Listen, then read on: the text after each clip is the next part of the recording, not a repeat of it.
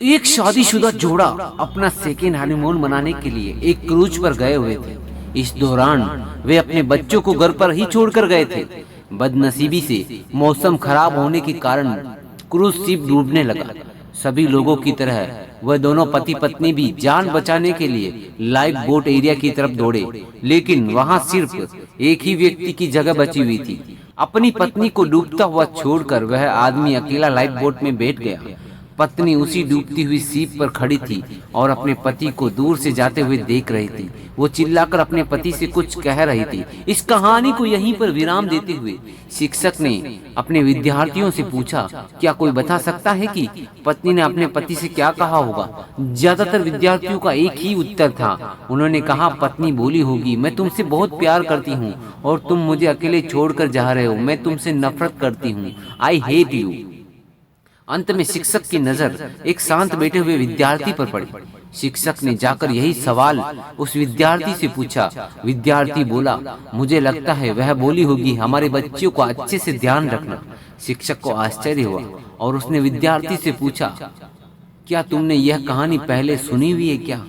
विद्यार्थी बोला, नहीं सर, लेकिन बीमारी की वजह से दम तोड़ते हुए मेरी माँ ने यही शब्द आखिर में मेरे पिता से कहे थे। शिक्षक ने उस विद्यार्थी को सही जवाब देने के लिए शाबाशी दी। कहानी को आगे बढ़ाते हुए शिक्षक ने कहा, क्रूज शिप डूब गया और साथ में पत्नी भी।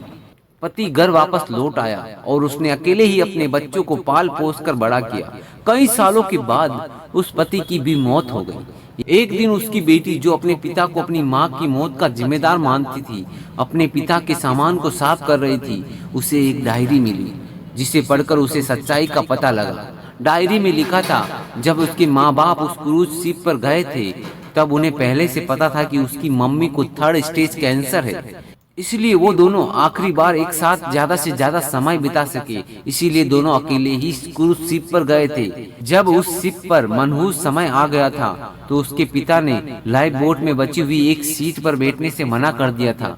उन्होंने डायरी में लिखा था, वह भी अपनी पत्नी के साथ उस डूबती हुई शिप में मर जाना चाहते थे, लेकिन सिर्फ और सिर्फ उनके बच्चों के लिए और पत्नी की दी हुई कसम के कारण उन्हें अकेले ही अपनी पत्नी को छोड़कर लाइफ बोट में सवार होना पड़ा।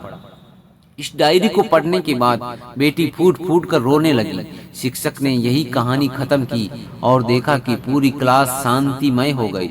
यह शांति देख शिक्षक को पता चल गया कि इस कहानी के जरिए जो शिक्षा अपने विद्यार्थियों को देना चाहते थे वह उन्हें मिल चुकी है। इस दुनिया में अच्छे और बुरे हर तरह के लोग हैं, लेकिन कभी कभी परिस्थितिवश आप बुरे या अच्छे का फैसला नहीं कर पाते। इसीलिए हमें कोई भी फैसला लेने में जल्दबाजी नहीं करनी चाहिए।